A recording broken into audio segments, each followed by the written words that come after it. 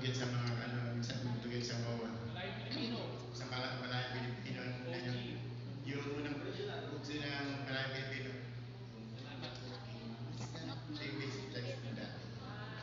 Kaya pinatalsik niya.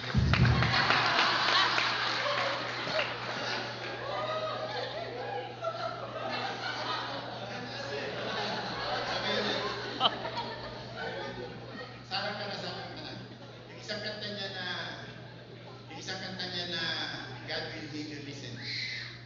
God will lead you like kinuha ang sessionist na Eagles na sessionist. Kumanta naman ang kanta niya. Ang ganda ng kanta na ito, kaya pag napakinggan niyo po, I decree and I declare healing right now. For the Spirit of the Lord is coming on you, and I need to bring the gospel to the poor, yet send me to heal the broken hearted. Alam ko lahat tayo na naka-experience ng broken hearted. Yung iba sa inyo rin mula ng bata,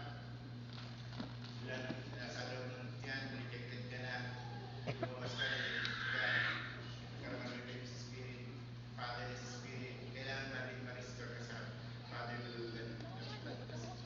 heart of God. Mahal na mahal tayo ng Panginoon. Alam niyo, tingin sa akin, ang isang taong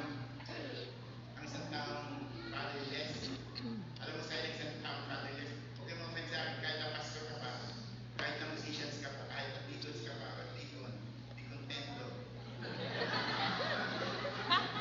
Kahit na rebelde ka pa niya, rebelde. Kahit hibit pa niya, kahit hibit, Doctor of Division. Nakasabawan niya. Hindi yun ang basihan ng call my father. Pag may sign ka na ganito, makinig. Kapag ikaw ay madaling mahigit, you are an orphan.